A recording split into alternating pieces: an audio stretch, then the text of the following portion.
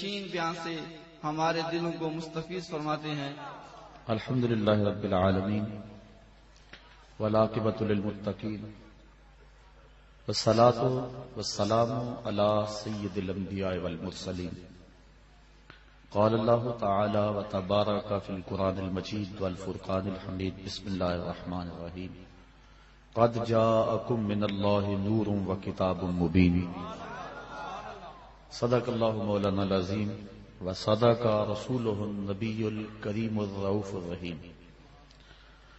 قال اللہ تعالی وتبارک فی شان حبیبہ مخبرا وعامرا ان اللہ وملائکتہ یصلون علی النبی یا ایھا الذین آمنوا صلوا علیہ وسلموا تسلیما۔ الصلاۃ والسلام علیک یا رسول اللہ وعلی آلک واصحابک یا حبیب اللہ۔ ہوا بدلی گرے بادل کھلے گل بلبلیں چہکی۔ ہوا بدلی گرے بادل کھلے گل بلبلیں چہکی۔ تم آئے یا بہار جاں فضا آئی گلستہ میں۔ کچھ اس انداز سے محبوب حق نے جلوہ فرمایا، سرور آنکھوں میں آیا نور دل میں جان ایمان میں۔ انتہائی واجب الاحترام برادران اسلام، بالخصوص زینت مسند صدارت حضور قبلہ گاہی والد محترم مربی محسنی استاذی والدی، مقتدر علماء کرام، معزز محترم سامعین، مہمانان ذی وقار، اور آج کی اس خوبصورت بابرکت محفل میں عزتوں کی دستار وصول کرنے والے حفاظ کرام، منتظمین محفل، السلام علیکم ورحمۃ اللہ وبرکاتہ۔ سر شام سے محفل جاری ہے، اور کل ربیع الاول کے سہانے دنوں کو آسمان سے برکھا بھی سلامی دینے آئی تھی، اور پھر وہاں سے اس وقت سے اب تک ٹھنڈی ہوائیں ماہ خرام ہیں، اور یہ ہوائیں اپنی محبتوں اور عقیدتوں کا اظہار کرنے والوں کے سلاموں کو اور درودوں کو لے کر حضور کی چوکھٹ پہ پہنچیں گی، اور گنبد خضرا کے مکین کو گو وہ سب جانتے ہیں۔ یہ ٹھنڈی ہوائیں ان کو ہمارے حال، ہمارے جذبات اور ہماری محبتیں سنانے جائیں گی۔ وہ شاخ کسی دور میں ہواؤں کو مخاطب کر کے محبوب کے نام سندیسے اور سلامیاں بھیجا کرتے تھے۔ آج کا دن اور یہ بابرکت لمحے اور یہ سہانی گھڑیاں بڑے ہی مبارک لمحے ہیں، اور آپ لوگ انتہائی بابرکت ہیں کہ جو ان لمحات میں اتنی سردی کے باوجود بھی جلوہ گر ہیں۔ یہ میرا کمال نہیں، نہ کسی جادو بیاں خطیب کی دلکشی نے آپ کو بٹھا رکھا ہے۔ آپ نبی کی محبت کے لیے یہاں بیٹھے ہیں، اور یقیناً آپ کو مدینے والے آقا نے بٹھا رکھا ہے۔ میرا مزاج اس سے آپ آگاہ ہیں، اور میں آپ کے مزاج سے آگاہ ہوں۔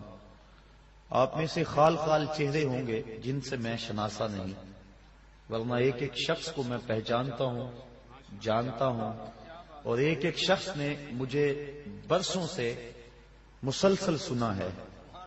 میں نے تقریر کیا کرنی ہے سب کو پتا ہے آپ کو، کہ میرا دکھڑا کیا ہوگا، میری لے کیا ہوگی، میرا سوز کیا ہوگا، میرا گداز کیا ہوگا، میری آواز کا آہنگ کیسا ہے، میرے جذبات کی روانی کیا ہے، اور میری دکھوں بھری کہانی کیا ہے۔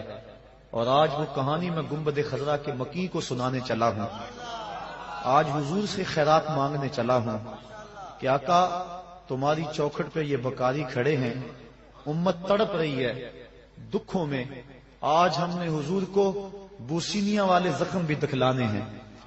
آج ہم نے کشمیر میں لٹتی ہوئی عزتوں کی کہانی بھی سنانی ہے. اور آج ہم نے عراق میں انسانوں پر ڈھائے جانے والے ظلموں کے قصے بھی سنانے ہیں. عراق کے اندر انسانوں کے سروں سے جو بال نوچے گئے اور پھر ان میں تیزاب چھڑکا گیا، وہ کہانی بھی گنبد خضرا سے سنانی ہے. اور ہوا کس دوش پہ ہمارے اڑتے ہوئے لفظ جب اظہار کے کرینے پائیں گے تو کہانی یوں بنے گی: تم سے فریاد ہے اے گنبد خضرا والے، کعبے والوں کو ستاتے ہیں کلیسا والے. آج ہم نے اپنی محبتوں کا اظہار بھی کیا اور محبتوں کا اظہار ہمارا حق تھا. ہم نہ کسی کے فتوے سے ڈرتے ہیں نہ کسی کی تحقیق سے گھبراتے ہیں.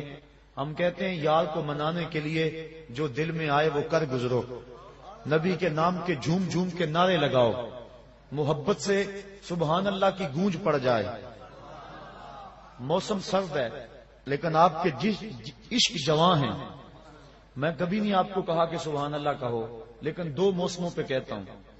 ایک موسم معراج پہ کہتا ہوں کہ سبحان اللہ کہو. کیوں کہ اللہ نے بھی سبحان اللہ کہا ہے. اور آج آپ اس لیے سبحان اللہ کہیں گے کہ وہ لمحے قریب آ رہے ہیں جن لمحوں کے جرمٹ میں ازلی سعادتوں کا نور چمکا اور آمنہ کے کلبہ احزاں کو روشن کر گیا. اتنے نور برسے، اتنی برکھا برسی، اتنے اجالے پھیلے. حضرت سیدہ آمنہ سلام اللہ علیہا فرماتی ہیں کہ میں بیٹھی مکے میں تھی لیکن بصرہ اور شام کے محلات کو دیکھ لیا. زور سے سبحان اللہ کہیں گے اور زور سے کہیں. اللہ آپ کی آواز کو سلامت بھی رکھے اور مدینے بھی پہنچائے. ایک نعرہ بھی لگا دیں.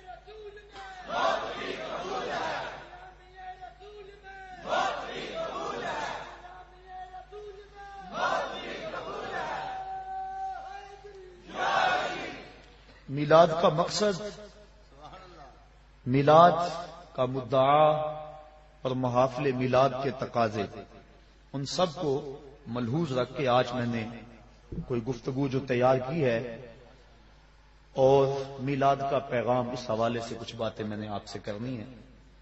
اگر میں نے شروع سے ہی وہ کہانی چھیڑ دی مدتوں سے جو زخم رس رہے ہیں تو شاید وہ بات رہ جائے جو میں آج کہنا چاہتا ہوں. حضور علیہ الصلوۃ والسلام کی سیرت کے اجمالی خاکے پہ آپ چند لمحوں کے لیے نظر کر لیں. صبح و صادق کے وقت جب پو پھٹ رہی تھی، آج پو 4:17 پہ پھٹے گی، تو صبح و صادق کا وقت تھا جب پو پھٹ رہی تھی. ربیع الاول شریف کی 12 تاریخ تھی. 20 اپریل 571 عیسوی تھی جب حضور کے والد حضرت عبداللہ کی وفات بھی ہو چکی تھی. آپ اپنی والدہ محترمہ حضرت آمنہ سلام اللہ علیہا کے گھر آپ کی آغوش میں نور بانٹتے ہوئے جلوہ گر ہوئے. 3 روز تک دودھ حضرت سیدہ آمنہ سلام اللہ علیہا نے پلایا. اس کے بعد حضرت ثویبہ نے 1 ہفتہ کے بعد حضرت حلیمہ سعدیہ حضور کو اپنی آغوش میں لے گئیں اور 5 سال کی عمر کی کفالت میں رہے. اور اس کے بعد پھر 5 سال کے بعد واپس حضور پلٹ آئے. مدینہ منورہ کا پہلا سفر اور والدہ محترمہ حضرت آمنہ کی وفات ابوا کے مقام پر ہوئی جب حضور کی عمر صرف 6 سال تھی. آپ کی دایا برکت بنت سالبہ، جس کا نام ام ایمن ہے عرفی نام، اس نے حضور کو واپس مکہ المعظمہ پہنچایا اور حضرت نبی رحمت صلی اللہ علیہ وسلم کو ان کے مشفق چچا جناب ابو طالب کی کفالت میں دیا۔ آپ کے دادا کا انتقال 8 ہجری کو ہو گیا، 8 سال کی عمر میں ہوا۔ آپ نے اپنے چچا کے ہمراہ پہلا سفر 12 سال کی عمر میں شام کی طرف کیا۔ 15 سے 16 سال کی عمر میں حضور نے قریش کے سارے سرداروں کو اور قبیلوں کو اکٹھا کیا اور کہا کوئی گلی میں لٹ جاتا ہے، کوئی بازار میں لٹ جاتا ہے، کوئی جنگل میں لٹ جاتا ہے، آؤ ہم اکٹھا معاہدہ کریں کہ آج کے بعد کوئی کسی کو نہیں لوٹے گا۔ تو حضور نے وہ تاریخی معاہدہ کروایا جس کا نام کتب تواریخ میں حلف الفضول کے نام سے ہے۔ وہ حلف دیا تھا فضل نامی مختلف لوگوں نے، تو اس میں یہ ایک سیاسی اور ایک فلاحی معاہدہ تھا، ایک رفاعی کام تھا جو 15 سال کی عمر میں حضور نے کیا۔ حضرت خدیجۃ الکبریٰ سے حضور کا نکاح 25 سال کی عمر میں ہوا۔ اہل مکہ نے حضور کو 30 سال کی عمر میں صادق اور امین کا خطاب دیا۔ اہل مکہ کی طرف سے یہ خطاب ملنے کے بعد 33 سال کی عمر میں حضور علیہ الصلوۃ والسلام پر غیبی اسرار و رموز کھلنے شروع ہوئے، ان کا ظہور ہونے لگا اور ایسی خوابیں آنے لگیں۔ حجر اسود کو کعبہ کی تعمیر کے لیے جب باہر نکالا تو آپ جانتے ہیں کہ اختلاف بن گیا، ہر ایک کی خواہش تھی کہ حجر اسود کعبۃ اللہ میں اٹھا کے نصب کروں، لیکن ایک کوئی بندہ کسی دوسرے کو برداشت بھی نہیں کرتا تھا، تو قبائل آپس میں لڑ پڑتے، لڑائی ہوتی، حالت ایسی ہوتی کہ خون ریزی ہوتی حرم میں۔ تو حضور نے فیصلہ کیا اور چادر میں ڈال کر حجر اسود کو کہا سارے سردار کو انہیں پکڑ لو اور میں اٹھا کے رکھ دیتا ہوں تاکہ سعادت سے کوئی بھی محروم نہ رہے۔ یہ اس وقت ہوا جب حضور علیہ السلام کی عمر 35 سال تھی۔ 37 سال کی عمر میں حضور نے غار حرا میں خلوتیں اختیار کرنی شروع کر دیں، دنیا سے کٹ کر مالک سے رابطہ جوڑا، اور پھر ربیع الاول کے مہینے میں ہی جب حضور کی عمر 40 سال ہوئی تو اللہ کے حبیب صلی اللہ علیہ وسلم حضرت جبریل امین آئے اور نبوت کے اعلان و اظہار کا کہا، اور آقا کریم صلی اللہ علیہ وسلم نے آ کے سب سے پہلے اپنی زوجہ محترمہ حضرت خدیجہ الکبریٰ کو بتلایا اور کہا یا خدیجہ زملونی، مجھے چادر دو، مجھے سردی محسوس ہو رہی ہے، تو مجھے اپنی جان کا خطرہ ہے۔ اس طرح کے الفاظ حضور نے کہے تو وہ غم گسار بیوی انہوں نے حضور سے کہا کہ آپ غریبوں کے کام آتے ہیں، دکھیوں کے کام آتے ہیں اور آپ کو کوئی پریشانی نہیں ہو سکتی۔ انہوں نے حضور کی ڈھارس بندھائی اور پھر آغاز نزول قرآن ہوا۔ نماز فجر اور عصر کی 2 رکعتیں نبوت کے پہلے سال ہی حضور کے اوپر فرض ہو گئی اور حضور پڑھتے تھے۔ آغاز نزول قرآن مجید یہ رمضان المبارک میں ہوا اور یہ بھی نبوت کا پہلا سال ہی تھا، جمعرات کا دن تھا۔ پھر حضور دعوت تبلیغ اور دعوت اسلام دار ارقم میں دینے لگے۔ مسلمانوں کی تعداد بڑی تھوڑی تھی، اور پھر حضرت نبی اکرم صلی اللہ علیہ وسلم کی عمر جب 43 سال ہوئی تو اس وقت 40 افراد نے اسلام قبول کر لیا۔ 39 شخص حضرت امیر حمزہ تھے اور 40 شخص حضرت سیدنا عمر فاروق رضی اللہ تعالی عنہ تھے، اور ان کے ایمان لانے سے اسلام کو تقویت ملی اور اب کھلم کھلا نمازیں پڑھی جانے لگی۔ اب یہاں ایک سوال اور اس کا جواب دے کے اپنی بات کو آگے بڑھاؤں گا۔ جو لوگ کہتے ہیں کہ اسلام شمشیر کے زور پہ پھیلا، تلوار کے زور پہ پھیلا، یہ ایک علمی بات ہے اور سادہ اور عام فہم ہے۔ ایک سادہ سا جواب ان کو دیا جا سکتا ہے کہ اسلام شمشیر کے بل بوتے پہ، تلوار کے زور پہ پھیلا۔ مجھے لوگ بتائیں کہ یہ جو 40 لوگ اسلام لائے تھے، اس وقت تو شمشیر ابو جہل کے پاس تھی، اس وقت تو تلوار جو ہے وہ ابو لہب کے پاس تھی، تو یہ 40 لوگ جو اسلام لائے ہیں، یہ لوگ 40 جو ہے جو اسلام کی دولت سے مالا مال ہوئے ہیں، یہ کس تلوار کے دم سے اور تلوار کے ڈر سے انہوں نے اسلام قبول کیا ہے، یا حضور کے خلق کریمانہ کی وجہ سے اور اسلام کی طبی صداقت کی وجہ سے اسلام قبول کیا ہے؟ تو حضور کو تو بعد میں یہ اللہ کی طرف سے اجازت مرحمت فرمائی گئی کہ آپ کافروں اور منافقوں کے ساتھ جو جہاد کریں. پہلے تو حضور کی تلواریں، حضور کے ماننے والوں کی تلواریں نیام میں تھیں اور دشمنوں کی تلواریں جو ہیں وہ نیام سے باہر تھیں. تو اس وقت بھی جو اسلام پھیلتا رہا اس سے اندازہ کر لینا چاہیے کہ اسلام تلوار کے زور پہ نہیں پھیلا بلکہ خلق محمدی کے زور پہ پھیلا. پھر جب مسلمانوں کا گھیراؤ کر لیا گیا تو مسلمانوں کی پہلی ہجرت حبشہ کی طرف ہوئی. اس وقت حضور کی عمر 45 سال تھی اور نبوت کا اعلان کیے ہوئے 5 سال بیت گئے تھے. حضور کی عمر جب 47 سال ہوئی تو اس وقت کفار نے حضور کا بائیکاٹ کر دیا، سماجی بائیکاٹ کر دیا، اور شاب ابی طالب میں حضور 3 سال تک اپنے غلاموں کے ساتھ وہاں رہے. جس چمڑے پہ لکھ کے وہ معاہدہ کعبے کی دیوار کے ساتھ لٹکایا گیا تھا اس چمڑے کو دیمک چاٹ گئی اور وہ خود گر گیا. اور پھر جو ہے حضور علیہ الصلوۃ والسلام دوبارہ مکہ المکرمہ میں آئے. یہ حضور کی طرف سے حضور کے لیے اللہ تعالیٰ کی اعانت تھی. اور پھر نبوت کے 50ویں عمر کے 50ویں سال اور نبوت کے 10ویں سال حضور کے چچا اور حضور کی زوجہ محترمہ حضرت خدیجہ الکبریٰ انتقال کر گئیں. یہ دونوں حضور علیہ الصلوۃ والسلام سے بے پناہ محبت کرنے والی ہستیاں تھیں اور حضور کو ان دونوں کا بڑا آسرا اور سہارا تھا. جس سال یہ دونوں ہستیاں انتقال کر گئیں اس سال کو حضور نے عام الحزن، دکھوں کا اور غموں کا سال قرار دیا. حضرت خدیجہ الکبریٰ رضی اللہ تعالی عنہا کا جب وقت آخر آیا تو انہوں نے اپنی بیٹی حضرت فاطمہ کو حضور کے پاس بھیجا اور کہا کہ جاؤ اپنے باپ سے کہو کہ مجھے چادر رحمت عطا کر دیں. حضرت فاطمہ زہرا رضی اللہ تعالیٰ عنہا حاضر ہوئی. حضور نے کہا بیٹا اپنی ماں سے پوچھو یہ چادر کس لیے مانگ رہی ہیں. تو حضرت فاطمہ زہرا پوچھنے کے لیے آئی، حضور بھی پیچھے آ گئے. تو حضرت خدیجہ نے عرض کی کہ حضور میرا وقت آخر ہے اور مجھے پتا ہے کہ اب میں اللہ کے حضور جانے والی ہوں.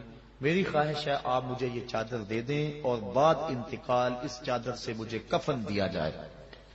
اب سنیے حضور کے لفظ. میں پرسوں ایک جگہ پہ گیا تو بڑا سا بینر لگا ہوا تھا، نہ کم نہ حاوی، عورت کے حقوق مساوی. آج عورت اپنے حقوق کی جنگ ابھی تک لڑ رہی ہے اور وہ برقعے کو اپنے لیے قید خانہ سمجھتی ہے. اسے نہیں پتا کہ مصطفیٰ نے عورت کو آبرو دی ہے. آج بھی نبی کا دین جہاں نہیں پہنچا وہ بیوی کو پاؤں کا جوتا خیال کرتے ہیں، اور مغرب جس کے پیچھے ہم دوڑتے ہیں وہ بیوی کو کتیا کہہ کے پکارتے ہیں. اور آج وہ اپنے حقوق کی جنگ لڑ رہی ہے اور برقعے کو قید خانہ سمجھتی ہے. اسے نہیں پتا اس برقعے کا ایک ایک تار اس کی آبرو کا محافظ ہے. شاید اگر اسے اس بات سے علم ہو کہ افلاطون تو عورت کو انسان ماننے کے لیے تیار نہیں، یہ مصطفیٰ ہیں جس نے عورت کو آبرو بخشی اور عورت کو عزت عطا فرمائی. اب سنیے حضور کے لفظ. جب حضرت فاطمہ زہرا نے آ کے عرض کی کہ حضور میرے باپ میری والدہ ماجدہ چادر مانگ رہی ہیں تو آقا کریم صلی اللہ علیہ وآلہ وسلم گئے اور انہوں نے کہا حضور میں اس لیے مانگ رہی ہوں کہ میرا وقت آخر ہے. تو آقا کریم کی آنکھیں چھلکی اور پھر فرمایا اے خدیجہ تو نے تو چادر مانگی ہے، لو اردت جلدی لا آتیتو کے، اگر تو میری جلد بھی مانگ لیتی تو میں وہ بھی پیش کر دیتا. تو اس وقت حضور کی عمر 50 سال تھی. حضرت خدیجہ الکبریٰ کے انتقال کے بعد حضور کی عمر جب 52 سال ہوئی تو 27 رجب کو 12 نبوت کو واقعہ معراج ہوا. پہلے 2 نمازیں فرض تھی، اب 3 نمازیں اور ساتھ شامل ہو گئیں اور کل حضور پر جو ہیں وہ 5 نمازیں فرض ہوئیں. لیکن حضور کی ذات پر 6 نمازیں فرض تھی. تہجد بھی حضور پر فرض تھی لیکن پڑھتے حضور 8 تھے. اس کے علاوہ نوافل کی ادائیگی بھی حضور کرتے تھے.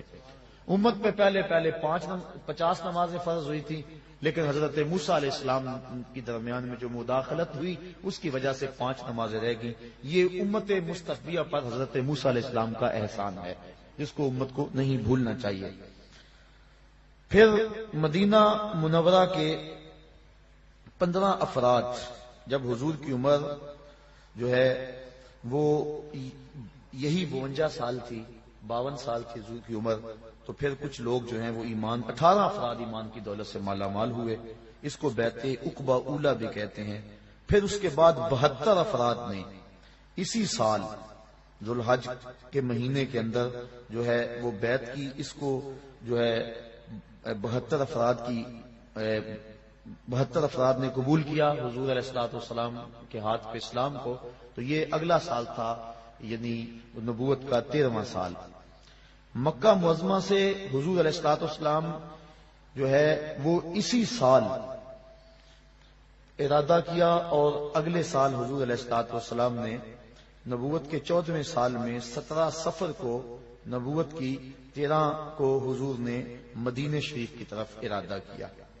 اور پیر کے دن 8 ربیع الاول، ایک روایت کے مطابق 12 ربیع الاول کے مبارک دن نبوت کے 13ویں سال حضور علیہ الصلوۃ والسلام قباء میں تشریف لائے. مدینہ شریف میں 12 ربیع الاول کو داخل ہوئے. فرضیت جمعہ کا حکم ہوا.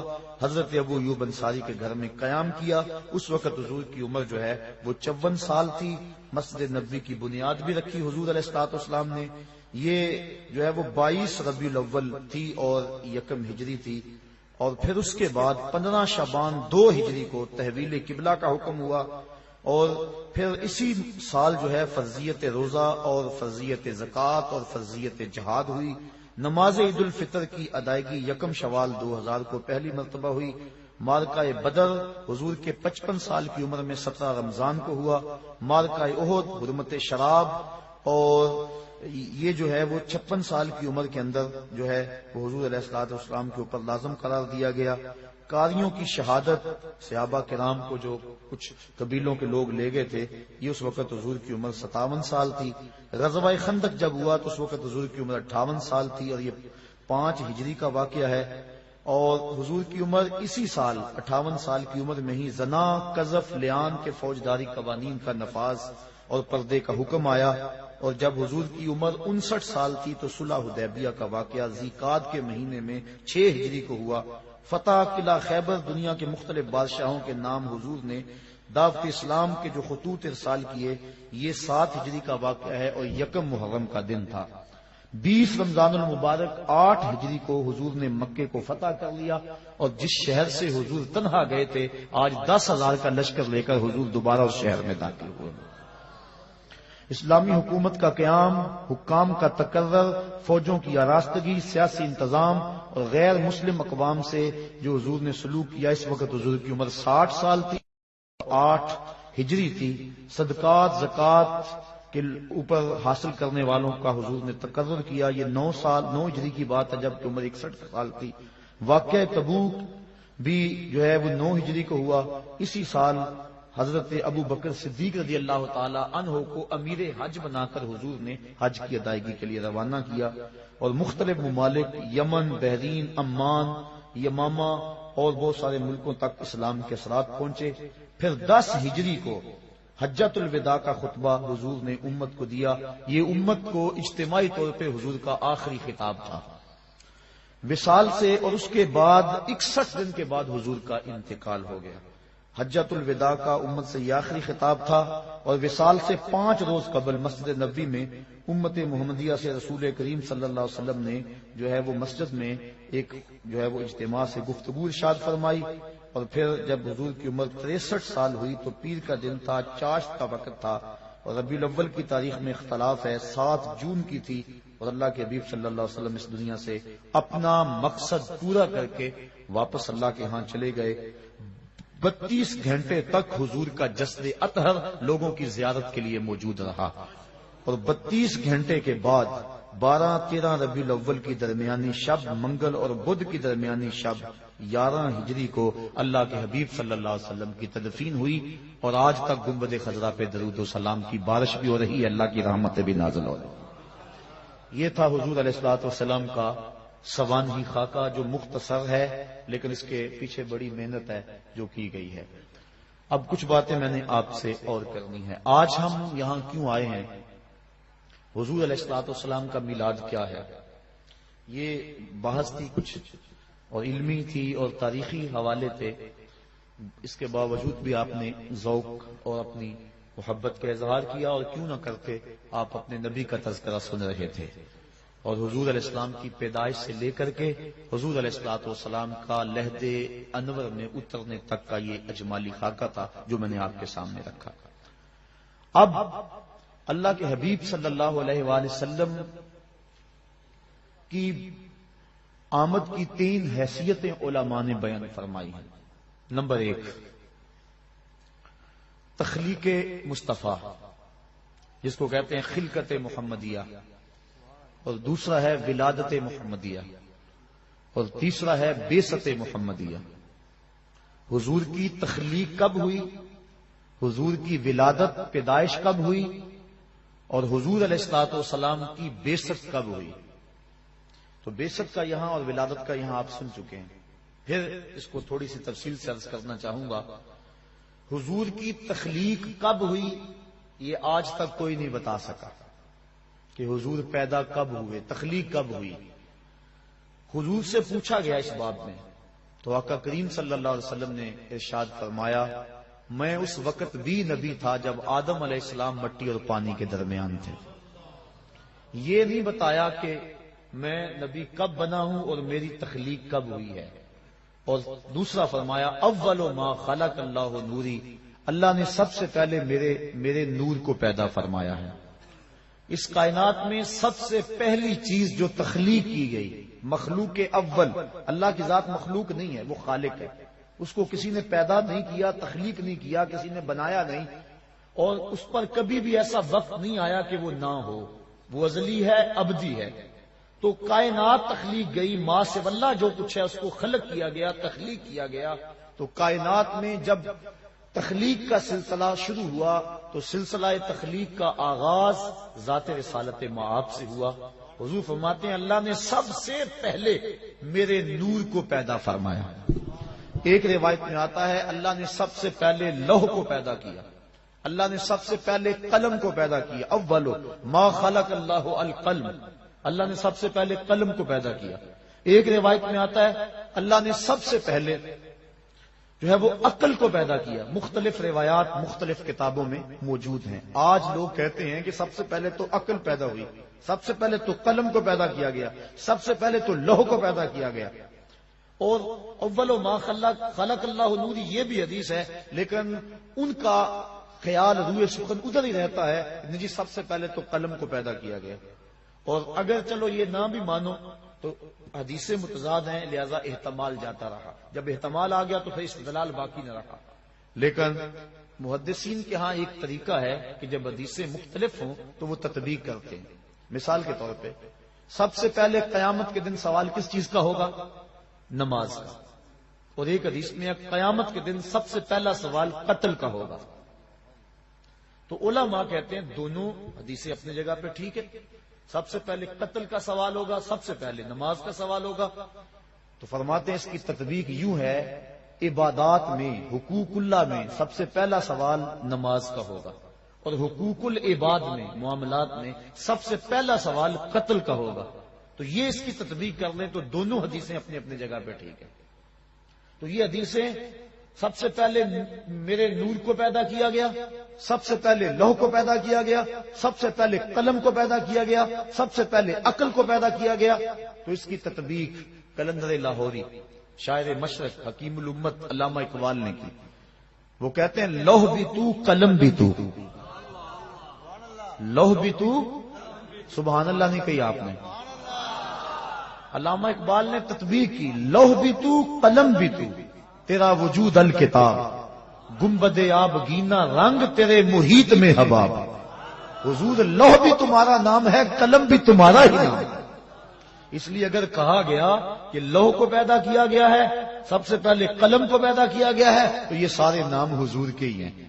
تو جو حدیث ہے اول ما خلق اللہ نوری، تو اس کا معنی بھی یہی ہے۔ تو سب سے پہلے کائنات میں جس وجود کو، جس ذات کو تشخص اور تعین دیا گیا وہ ذات رسالت مآب صلی اللہ علیہ وسلم۔ تو کائنات کا پہلا تعین ذات رسالت مآب ہے۔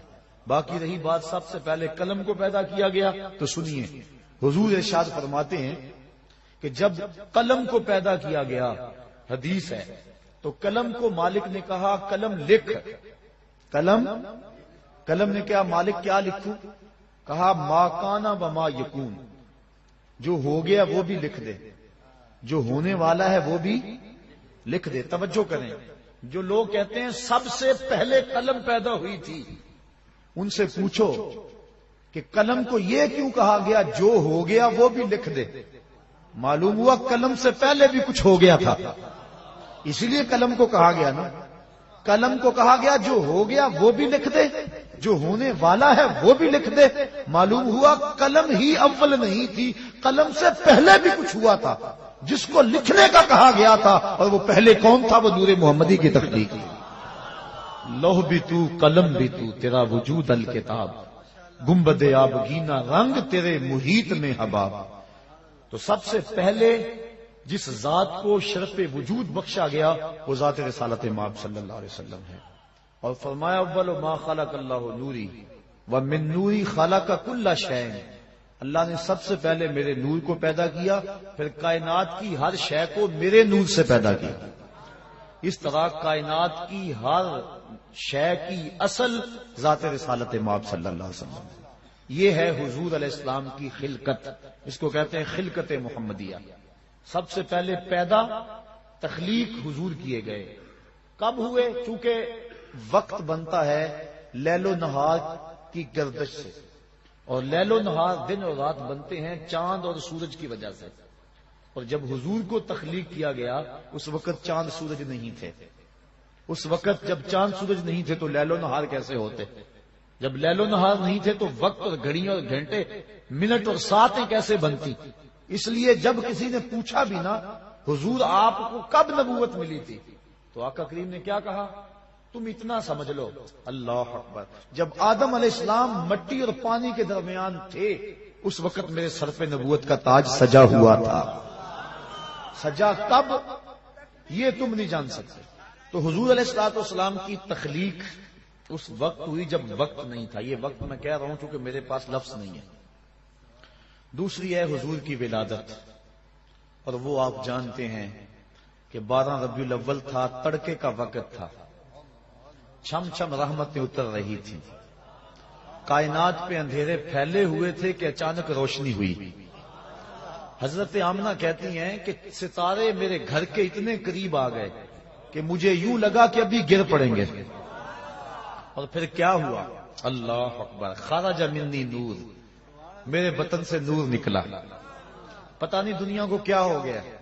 جس نے بھیجا وہ کہتا میں نے نور بھیجا، جس کی گود میں آیا وہ کہتی ہے میری گود میں نور آیا، جس زوجہ محترمہ کے پاس رہے وہ کہتی ہیں کہ فتبینت العبرۃ بشعاع نور وجہہ. حضور جب آنگن میں آتے تھے، کمرے میں آتے تھے، اندھارے ختم ہو جاتے اور اجالے ہو جاتے. جس دائی کے پاس گئے ہیں وہ بھی کہتی ہیں ما کننا نحتاج الی السراج من یوم اخذناہ. جب سے یہ ہمارے گھر آیا ہے نا ہمیں دیا جلانے کی ضرورت ہی پیش نہیں آئی.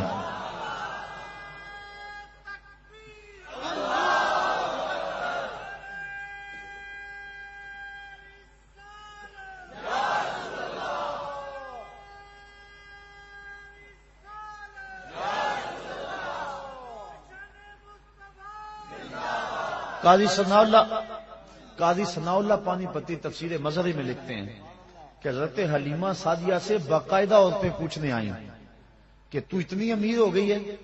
بڑے بڑے امیر گھرانے جب رات کو سوتے ہیں تو چراغ وہ بھی بجا دیتے ہیں. آج بھی واپڈا والوں نے اتنا تنگ کیا ہوا ہے کہ لوگ کہتے ہیں کہ بتی بند کر دو، بل بڑا آئے گا. اس وقت بھی تھا کہ تیل بڑا جلے گا. رات کو چراغ بجھا دیتے ہیں. اتنے جو بڑے بڑے امیر کبیر لوگ ہیں، تو کتنی امیر ہوگی ہے تیرا چراغ رات کو بھی جلتا رہتا ہے. تو حلیمہ سعدیہ نے کیا کہا؟ کہا ہاں میں امیر ہو گئی ہوں. ہاں میں، جس کے پاس محمد ہو وہ غریب نہیں ہوتا، وہ امیر ہوتا ہے. تم امیر ہو، میں امیر ہوں، مسلمان امیر ہیں، ان کے پاس کچھ بھی نہ ہو پھر بھی امیر ہیں. یہ تو قیامت کے دن پتہ چلے گا غریب کون تھا اور امیر کون تھا. اللہ اکبر. کہا تو بڑی امیر ہوگی ہے؟ کہا ہاں. اللہ اکبر، بھاگ جاگ پڑے نا حلیمہ سعدیہ کے. حلیمہ دا چھپر کھجوری دے تھلے، حلیمہ دا چھپر کھجوری دے تھلے، حوراں وچھالے نوری مسلے، فرش تو عرش تک پہ گئی دہائی، حلیمہ نے لٹ لی خدا دی خدائی. ہر طرف شور ہے، وہ سارا دن تو صحراؤں میں گھوم لیتی تھی، اسے جب بھوک لگتی تھی لبوں کو چوم لیتی تھی. مقدر جاگ گئے، بخت جاگ گئے، مقدر سمر گئے. وہ کہتی ہیں ما کننا نحتاج الی السراج من یوم اخذناہ، جب سے یہ گھر میں آیا ہے نا ہم نے دیا ہی نہیں جلایا، ہم نے توڑ دیا ہے دیا، ہم نے بتیاں توڑ دی ہیں، ہم تیل کبھی دکان سے نہیں لینے گئے. جب سے یہ گھر آیا ہے گھر میں روشنی آ گئی ہے، گھر میں اجالے آ گئے ہیں. رات جو تمہیں میرے گھر سے نکلتا ہوا نور نظر آتا ہے وہ کسی دیے کی روشنی نہیں ہے، وہ سراج المنیر کی روشنی ہے. اور کسی کمرے میں اندھیرا ہوتا، وہاں کوئی چیز ڈھونڈنی ہوتی تو وہ حضور کو ہاتھ میں اٹھا کر اس کمرے میں لے جاتے. یہ قصے کہانیاں نہیں ہیں، یہ محض خوش اعتقادی نہیں ہے، یہ حقیقت ہے. حضرت ام المومنین کہتی ہیں اللہ اکبر، صحابہ بھی کہہ رہے ہیں، ابھی آپ سن رہے تھے روایت، کل قمر لیلۃ البدر لم ارا قبلہ ولا بعدہ مثلہ. کوئی کہہ رہا ہے، کوئی یوں بول رہا ہے کہ وہ تو نور ہیں یستضاء بہ مہند، جس سے پورا زمانہ چمک رہا ہے. ماں کہتی ہے میری گود میں نور آیا، بیوی کہتی ہے میرے حجرے میں نور آتا تھا. صحابی کیا کہہ رہا ہے؟ کل قمر نور تھا. ہاں ہاں صحابی بھی کہہ رہا ہے نور ہے، اہلیہ بھی کہہ رہی ہے نور ہے، ماں بھی کہہ رہی ہے نور ہے، خدا بھی کہہ رہا ہے قد جاءکم من اللہ نور. خدا کہتا ہے میں نور بنا کے بھیجا، نبی کہتا ہے میں نور بن کے آیا، ماں کہتی ہے میری گود میں نور آیا، دائی کہتی ہے میرے ویڑے میں نور کھیلتا رہا، زوجہ کہتی ہے میرے حجرے میں نور رہتا تھا، صحابہ کہتے ہیں مدینے کی گلیوں میں نور چلتا تھا. اور اگر کوئی کہے مجھے نظر نہیں آیا 1400 سال بعد کہے، اسے کہا جائے گا بے وقوف تیری کون مانے، نبی کی ماں کی مانیں گے، نبی کی زوجہ کی مانیں گے، نبی کے گھر والوں کی مانیں گے، صحابہ کی مانیں گے، مصطفیٰ کی مانیں گے، یا پھر خدا کی مانیں گے. اگر کوئی ان کے مطابق کہے تو اس کی مان لیں گے. اور جو کہا نبی کی ماں نے، جو کہا نبی کی زوجہ نے، جو کہا صحابہ نے، جو کہا خود خدا نے، اور جو کہا مصطفیٰ نے، اب اس کو نظم کیا بریلی کے شاہ نے. اور انہوں نے کہا تیری نسل پاک میں ہے بچہ بچہ نور کا، تیری نسل پاک میں ہے بچہ بچہ نور کا، تو ہے عین نور تیرا سب گھرانہ نور کا، تو ہے عین نور تیرا سب. اللہ اکبر، ہر سمتی نور ہی نور ہے، گھر میں بھی نور، باہر میں بھی نور. انگلی اٹھائیں تو چاند رقص کرتا ہے. کوئی لاؤ تو صحیح، پتہ نہیں تم نے کس کو دیکھا ہے. خطیب الاسلام علیہ رحمہ فرمایا کرتے تھے تم نے حلیمہ کی بکریوں سے پیچھے پیچھے تو دیکھا ہے، سدرا پر جبریل سے آگے آگے کیوں نہیں دیکھا؟ ارے ناداں، تو نے مطلق کو مقید کر دیا. تو نے یوسف کو کنویں میں دیکھا تو کیا دیکھا؟ اقبال علیہ رحمہ کہہ رہے تو نے یوسف کو کنویں میں دیکھا تو کیا دیکھا؟ ارے ناداں، جو مطلق تھا مقید کر دیا تو نے یوسف کو کنان کے کنویں میں تو دیکھا ہے، مصر کے تخت پہ کیوں نہیں دیکھا؟ تو نے مکے کی گلیوں میں چلتا تو دیکھا ہے، سدرا کی روشوں پہ چلتا کیوں نہیں دیکھا؟ تو نے کھانا کھاتے تو دیکھا ہے، لیکن کئی دن بغیر کھانے کے مصطفیٰ کو گزارا کرتے کیوں نہیں دیکھا؟ تو نے نکاح کرتے تو دیکھا ہے، لیکن مالک کے قرب ناز میں ایسا تجدد پیدا ہوتا ہے کہ جبریل بھی پیچھے رہ جاتے ہیں. کوئی فلک تے رہ یار گیا، کوئی جا سدرا تے ہار گیا. کوئی لاؤ تو صحیح ایسا. زمانہ ڈھونڈے، ثانی تو بڑی چیز ہے، سایہ نہ ملے گا، ایسا ہے ہی کوئی نہیں. کسی ماں نے جنم ہی نہیں دیا. حسان بن ثابت فرماتے ہیں دیکھتا کیسے دیکھتی میری آنکھ، ایسا تو پیارا کسی نے جنم ہی نہیں دیا، کسی ماں نے جنا ہی نہیں ہے. خدا نے وہ سچائی پن چھڑیا ہے جدے وچ محمد نو ٹالیا سی. اللہ اکبر، آمنہ کا گھر روشن ہو گیا. بات سمجھ آ رہی ہے؟ لطف بھی آ رہا ہے؟ کیوں نہ آئے، بات نبی کی ہو رہی ہے، بات نور کی ہو رہی ہے، اور لمحے بھی نور کے ہیں. چھم چھم برسات برس رہی ہے، انوار اتر رہے ہیں. وہ گھڑیاں آنے والی ہیں جب میں اور آپ کھڑے ہوں گے، اور کیا پڑھیں گے؟ جس سہانی گھڑی چمکا طیبہ کا چاند، اس دل افروز ساعت پہ لاکھوں سلام۔ ان بچوں پہ جب پھول برس رہے تھے کیسا منظر تھا؟ بڑا پیارا منظر تھا نا، رحمت اترتی محسوس ہوتی تھی نا ان بچوں پہ پھول جب برس رہے تھے۔ اور وہ لمحے کیسے ہوں گے جب عرش کے رب نے فرش پر آمنہ کے گھر میں سویرا کر دیا۔ فرماتی ہیں ستارے جھک کے میرے گھر کے قریب آ گئے۔ اللہ اکبر۔ اور پھر کیا ہوا کہ جوان جوان عورتیں میرے گھر میں داخل ہوئی جیسے عبد المناف کی بیٹیاں ہوں، اور میں گھبرائی۔ انہوں نے کہا گھبرانے کی بات نہیں ہے، میرا نام حوا ہے، یہ حضرت آسیہ ہے، یہ حضرت مریم ہے، تیرے بیٹے کی ولادت کے موقع پہ تمہیں مبارک دینے آئی ہے۔ کہتی ہیں پھر اس کے بعد ایک دودھ جیسا سفید اور برف جیسا ٹھنڈا مشروب مجھے پلایا گیا۔ پھر اس کے بعد مجھے پتہ نہیں کیا ہوا، جب میری آنکھ کھلی تو میری گود میں ایک بچہ مسکرا رہا تھا، اس کے چہرے سے نور کی لاٹیں نکل رہی تھی، ایسا میں نے دیکھا ہی نہیں تھا کبھی۔ بخ چند بدر شاہ شانی ہے، ذرا ذوق لے لو اس پہ، حد کر دی گولڑے کے تاجدار نے۔ اللہ جی یہ آمنہ دیکھ رہی ہیں، مکھ چند بدر شاہ شانی ہے، متھے چمک دی لاٹ نورانی ہے، کالی زلف تے اکھ مستانی ہے، مخمور اکھی ہن مد بھریاں، ایسا دیکھا ہی نہیں۔ میں پھر وہی کہہ دوں جو روز کہتا ہوں، تو اجے میرا یار نہیں ڈٹھا۔ ہاں میں بار بار یہی کہتا ہوں، مجھے بڑا لطف آتا ہے ان لفظوں میں۔ اور لڑائی بھی اس لیے ہو رہی ہے کہ لوگوں نے دیکھا ہی نہیں، دیکھ لیتے جھگڑا نہ کرتے جانے مارتے۔ لوگ اس لیے بحث کر رہے ہیں کہ انہوں نے دیکھا، جنہوں نے دیکھا ہے وہ تو سبحان اللہ کہہ رہے ہیں۔ اللہ تو اجے میرا یار نہیں ڈٹھا، جنوں ویکھ کے چند شرماوے، ادھی راتی دن چڑھ جاوے، جے رخ تو نقاب اٹھاوے، تے جے او نکلے سیر کرن نو سارا گلشن سیس نواوے، اتے دھرتی لف لف جاوے، جے ہاتھ پھلاں وچ رکھدا ہاتھ پھلاں تو ود جاوے، نین نشیلے مست رسیلے وچ سونا کجل سہاوے، بجلی ڈردی لشک نہ مارے، متا بے ادبی ہو جاوے، خلق اودے نے مول ہی دنیا، کوئی ورلا ہی جان بچاوے۔ بچا سکتے ہیں جان؟ آپ بچا سکتے ہیں جان؟ یہ کیوں مستی ہے؟ رات بیت گئی ہے، ٹھنڈ لگ رہی ہے، ٹھنڈی ہوا گزر رہی ہے، لیکن کیا ہو گیا آپ کو؟ ایک آدمی بھی نہیں اٹھ رہا، کیا ہو گیا؟ خلق اودے نے مول ہی دنیا، خلق اودے نے۔